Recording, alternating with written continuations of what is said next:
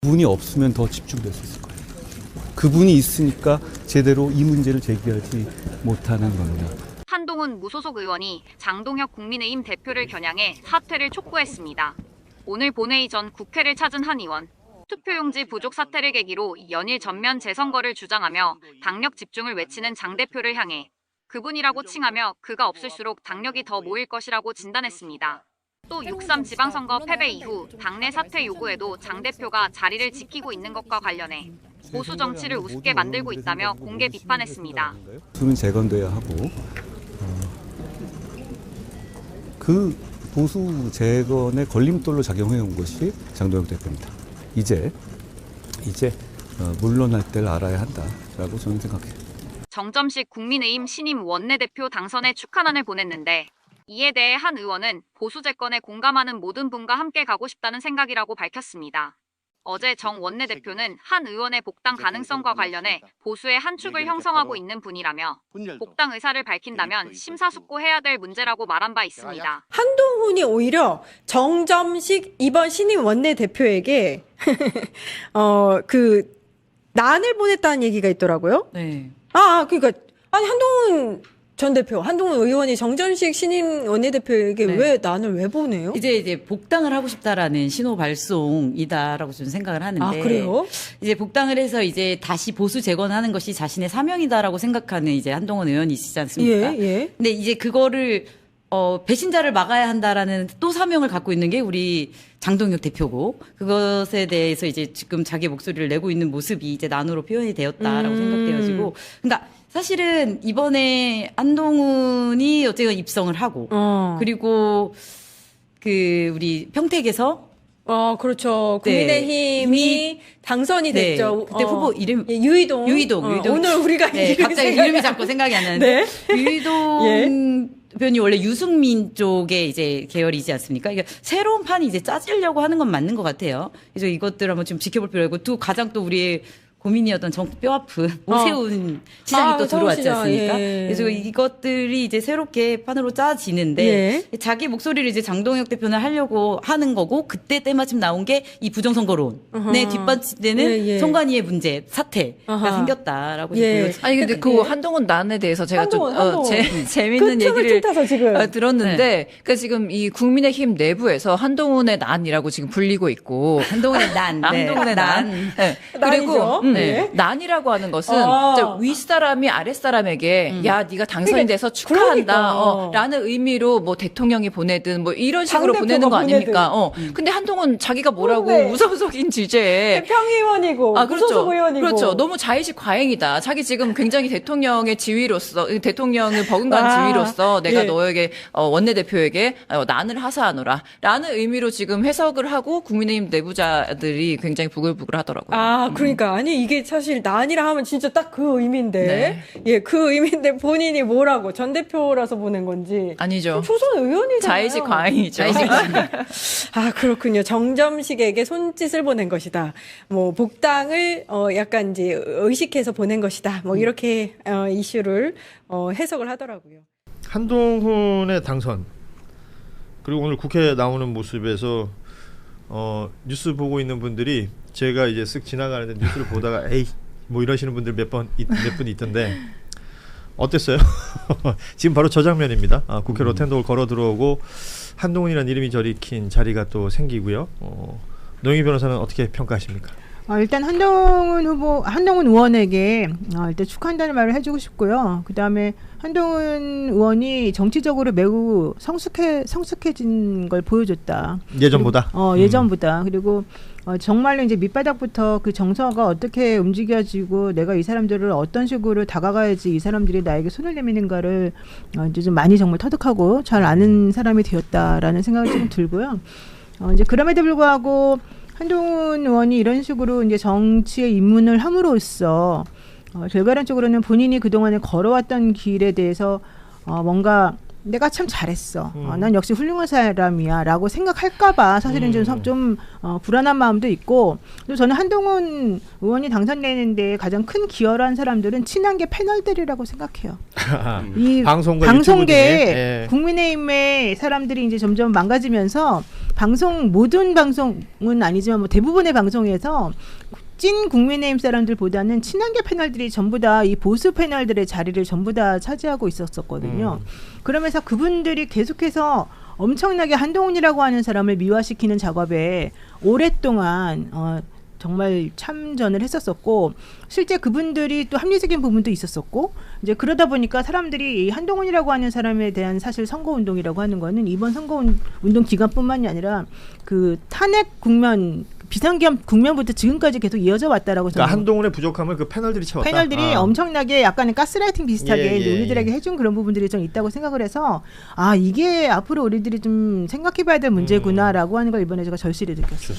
저는 아직도 이 선거구의 결과가 납득이 잘 안 돼요. 북갑이? 북갑이. 왜냐면 저는 구도상 한동훈 후보가 전국 최강 2등이 될 거라고 얘기를 많이 했었는데, 이게 뭐냐면 여전히 선거 숫자를 봐도 그래요. 그러니까 여기서 전재수 후보가 북갑에서 58%가 나왔어요. 정명희 구청장 52%가 나왔단 말이에요. 근데 하정우 후보가 42%밖에 안 나왔어요. 예. 그러면 전재수 찍은 3명 중에 1명은 안 찍은 거예요. 근데 교차 투표가 있을 수 있죠. 있을 수 있는데 여기를 전재수 후보가 그렇게 다 좋은 밭인데 전재수 후보와 정명희 후보가 그래서 표가 많이 나온 거거든요. 근데 왜 이 표가 여기로 가지 않았는가? 이게 미스터리한 거죠. 그러니까 이거는 그러면 한동훈 후보가 너무 잘해서, 근데 우리가 한동훈 후보의 선거운동 방식이나 캠페인, 저는 조국 한동훈 후보가 두 후보가 나와서 캠페인을 한 것만 놓고 보면 월등히 한동훈 후보 잘했다고 생각해요. 한동훈 후보 어쨌든 자기 정치를 보여줬어요. 그게 누군가는 동의하고 누군가는 동의하지 않더라도. 근데 그럼에도 불구하고 이게 이렇게까지 빠진 이유는 여기도 역시 서울과 마찬가지로 후보의 개인 경쟁력을 말할 수밖에 없는 상황인 거고, 왜냐면 정명희 후보는 어쨌든 전재수 후보가 나오는 만큼 표가 나오는데 하정우 후보는 여기 나오냐. 이 개인 경쟁력이라는 게 하정우 후보가 뭐 뭘 못한다 이런 게 아니라, 이 선거에서 그러면 여기다 후보를 빨리 내고 그 어떤 캠페인을 전개할 거고 어떤 방식으로 선거운동을 할 거고 이런 것들에 대한 전략이 있어야 되는데 이 선거구도 좀 안일하게 판단했다는 거예요. 캠페인의 실패다. 네.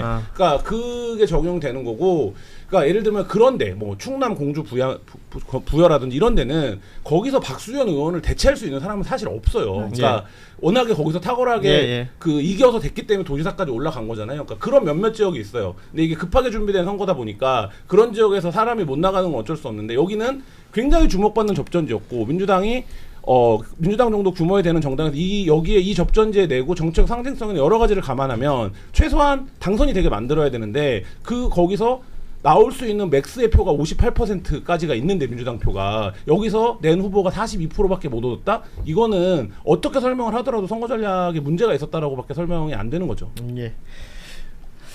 저는 이번 선거를 보면서 그러니까 서울시장 패배 원인으로 아까도 한 언론에서 이제 침대 축구 얘기를 하는데 되게 보신하고 이런 부분, 왜냐하면 3파전 부산 북구도 3파전이라서 저희가 다소 안심했던 부분은 있었던 것 같아요. 이거 단일화는 안 될 것 같은데 민주당 후보가 반사이익은 분명히 받을 텐데, 근데 그러기에는 박민식 후보가 너무 경쟁력이 없었던 거예요. 저희 예상보다 훨씬 더 15%를 얻는다는 건 이 지역에서 있을 수가 없는 거예요. 국민의힘이 보수세도 강한데.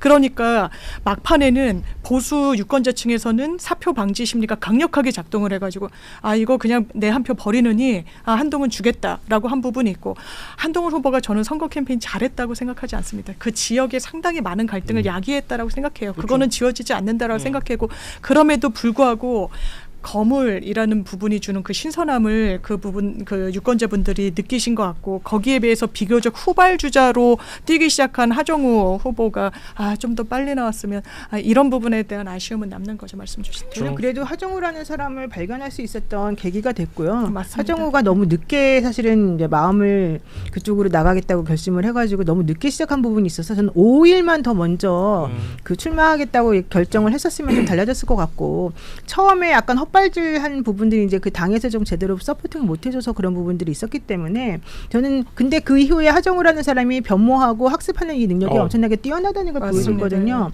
저는 그래서 이번에는 안 됐지만 또 뭐 부산 북갑이 앞으로도 계속 있을지 이제 뭐 나중에 선거구가 어떻게 조정될지는 모르겠지만, 하정우라고 하는 사람은 저는 무궁무진한 잠재력을 보여줬다고 생각해요. 그리고 아까 이제 인물 경쟁을 말했지만 사실 그럴 수밖에 없는 게 인지도도 되게 낮고 정치판에 뛰어든 적도 원래 뛰어들겠다 생각도 없었던 사람인데 이제 여기 나오기 나오게끔 되었던 상황이기 때문에 그런 걸 생각한다 그러면 아깝죠. 그래서 하정우 후보가 전 이번에 뭐 좀 석패를 했지만 사실은 할 수 있는 부분에서는 본인도 되게 아쉬움이 많이 남을 것 같고 앞으로 저는 이분이 얼마든지 지금 나이도 젊고 또 실제 제가 알기로는 하정우라는 사람이 생각보다 이 근성이 있다고 제가 알고 있어요. 예. 그래서 그런 것들을 우리가 조금만 더 믿어주고 기다려주고 또 본인이 뭔가 좀 그 힘을 펼칠 수 있는 그런 장을 만들어주면 본인이 저는 엄청나게 잘 발전할 거라고 생각합니다. 좋습니다. 예, 뭐 부산 북갑 얘기 할 얘기는 참 많을 텐데 또 하나하나 장면 펼쳐놓고 보면 그것만으로도 몇 시간씩 얘기할 수 있을 것 같습니다.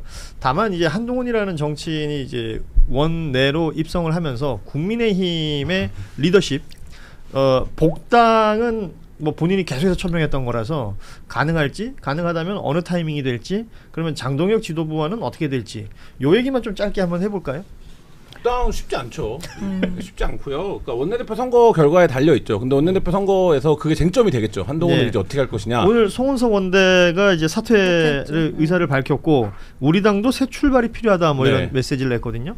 그러면 이제 새 원내대표가 들어온 다음에 그 부분에 대해서 이제 의원들의 총의를 모으겠죠. 이 과정 한참 걸릴 거고 진통이 상당할 거고, 그래서 어떤 총의가 모아져서 예를 들어서 복당을 시킵시다라고 해서 제안을 한다고 하더라도 장동혁 지도부가 건재하는 한 쉽지 않겠죠. 왜냐면 이거는 결국 최고위에서 의결하고 대표의 권한이기 때문에, 그러니까 그 과정 자체는 지난할 건데 한동훈 이제 의원이죠. 선서를 했으니까 한동훈 의원이 여의도에 돌아와서 어쨌든 300분의 1에서 예. 이 부분을 계속적으로 쟁점화 시켜나갈 수 있을 정치력을 보여줄 거냐. 그거가 이제부터 시작이겠죠. 그러니까 근데 이거를 조금만 컨트롤을 잘못하면 국민의힘 지지자들이나 국민의힘 의원들이 분란만 야기한다, 갈등만 일으킨다, 이렇게 될 거거든요. 그러니까 이제 그런 트러블 메이커가 될 거냐, 아니면 본인이 어떤 정치적 리더로서 자리매김하는 시간으로 그 시간을 만들 수 있느냐, 이거는 이제 정치인 한동훈의 정치력에 달려 있겠죠. 근데 결론은 만약에 이제 결국은 의원들이라고 하는 거는 총선에서 공천을 받아야 되고 자기네들이 당선이 돼야 되는 거잖아요. 네. 지금 국민의힘 의원들이 이번에 그 장동혁 체제에서 사실은 눈치 많이 보고 친한동훈계라는 사람들이 전면에 나서기도 하고 뭐 이랬지만은, 만약에 이제 공천권이 결국에는 장동혁이라고 하는 사람에게 1년은 어쨌든 최소한 주어질 가능성이 이제 있고, 이게 비대위 체제로 넘어가지 않는 이상은 장동혁도 나 끝까지 버틸 거다라는 자신의 지금, 임기를 다 한다면 얘기를 지금 하고 있기 때문에, 그렇다라고 한다면은 추후 공천권을 누가 가지느냐인데 이거에 따라서 많이 왔다 갔다 하게 될 가능성이 저는 높다. 그리고 한동훈이라고 한 사람이 이제 사람들에게 되게 친화력 있게 다가가는 모습을 이번에는 다시 보여줬는데, 그렇다고 해서 이 정말 이 고도의 역학관계가 있는 이 원내 선거에서도 원내 사람들의 마음을 그렇게 잘 받아낼 수 있을까? 저는 그 부분에 있어서는 또 한동훈이라는 사람의 한계 같은 게 또 좀 분명히 존재할 거라서. 그리고 의원들은 생각보다 엄청나게 우리들이 잘 모르는 이런 그 자기네들만의 계산법이 따로 있더라고요. 근데 저는 TK와 PK가 다를 거예요. 그렇죠. 그러니까 이제 예. 공천권도 공천권이 제일 중요한데, 근데 선거를 치러야 되잖아요. 어쨌든 1년 정도 지나면 이제 내려가서 선거 국면으로 들어가야 되는데, 지금 국민의힘의 주류를 차지하는 TK 의원들은 한동훈의 영향력, 한동훈의 정치적 파워가 자신의 당선과 별로 상관이 없어요. 그렇죠. 근데 PK는 다르다고요. PK는 이번에도 그 얘기가 나왔던 거 아닙니까? 보수적인 정치 컨설턴트나 아니면 한동훈 친한동훈 패널들이 부산에서 대통령 할 사람을 만들어야 된다, 이런 논리가 있는 거잖아요. 그럼 그 얘기는 이번에도 부산 지역 의원들이 회의도 했잖아요. 한동훈을 지지할 거냐 말 거냐. 그럼 결국에 한동훈 중심으로의 구심력이 발생한다라고 보면 PK 쪽 의원들은 이거에 대해서 판단이 다를 거예요. 그럼 이게 우리가 여태까지 봤던 장동혁 때 누구의 갈등이 아니라 국민의힘의 본진 같은 곳 아닙니까? TK와 그렇죠. PK가 예, 예. 갈라지기 시작하면. 근데 여기가 판단을 달리할 수밖에 없다, 이해관계에 따라. 그럼 이건 상당한 파열이 날 수도 있다. 제가 오늘 느낀 거는 소위 말해서 저희가 언더찐윤 얘기하던 사람들 있잖아요. 네. 전면으로 나서진 않으나 그 안에서 헤게모니를 계속 주물럭주물럭 하고 네. 있는 사람들의 이제 발언들을 제가 눈여겨보게 되는데, 지금 이 사람들은 다른 생각하고 있는 것 같다라는 생각이 들어요. 정치권에 생각해보면 6.3 지방선거 이후에 우리가 28년 총선을 얘기하는데요. 당장 국민의힘 원내대표 선거부터 민주당도 전당대회 앞두고 있고요. 네. 이들은 계속해서 선거입니다. 그렇죠. 예, 그 한 표 한 표 가지고 뭐 계속 그때마다 말을 만들어내는데, 언더찐윤들의 움직임 좀 볼 필요가 있을 것 같고, 한동훈 개인이라는 사람, 근데 개인이라는 언더찐윤들의 움직임은 잘 보이지 않아요. 그러니까요. 은밀하구나. 네. 그게 이제 리액션으로 보여지는 게 아마 한동훈 의원의 정치력이 될 텐데, 방송 많이 나오겠죠? 많이 나오겠죠. 어제도 나왔고 이제 그 부분이 본인의 특장점이 있다고 생각하고 예. 언변에 능하다고 생각하는데 저는 그 언변이 능하다고 생각하지 않고 정치인의 화법이라고 생각하지 않아요. 어떻게 보면 가르고 상대를 아주 적대시하면서 여기까지 왔단 말이에요. 그건 저는 반정치라고 생각합니다. 정치인의 언어가 그래서는 안 된다고 생각하고요. 그러면 그 총선에 이미 시계가 맞춰졌다면 한동훈 의원의 어떤 미래도 이미 이 당과의 관련성 말입니다. 그 부분도 뭔가 관계성이 진행이 되고 있습니까? 복당을 말씀하시는 것 같은데요. 뭐 복당도 있고 뭐 당과는 어떤 관계를 유지할 것이며 이 지도부랑은 어떤 관계를 유지할 것이며 뭐 이런 관계들이 어떤 변화가 있습니까? 일단은 복당을 말씀을 드린다면은 그것도 비슷합니다. 그거는 시간의 문제이지 방향의 문제는 아닌 것 같습니다. 이미 개혁 보수, 우리 보수는 혁신해야 된다는 걸 6.3 지방선거 통해서 우리는 들었고 결국엔 그 민심을 우리 당도 무시하기는 어려울 겁니다. 그리고 과거를 정리하라는 것은 그동안 부당했던 예를 들어서 이준석 대표가 쫓겨난 것도 사실상은 맞지 않거든요. 그런 부분에 대한 정리, 사과, 한동훈의 복당 이런 부분들이 이루어져야지만 다음으로 나갈 수 있을 거라고 생각을 해서요. 그거는 당연히 이루어져야 되고요.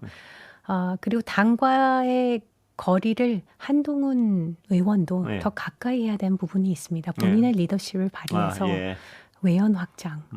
보니까 본회의장에서 본인이 직접 와서 모든 국민의힘 의원들과 악수를 하고 또 어떻게 보면은 SNS 상으로는 항상 그 뭐라고 할까요? 긴장감을 유지하고 있는 이준석 개혁신당 대표와도 직접 먼저 가서 악수를 하는 모습을 보면은 그런 변화된 모습을 보이는 게 중요하다고 생각합니다.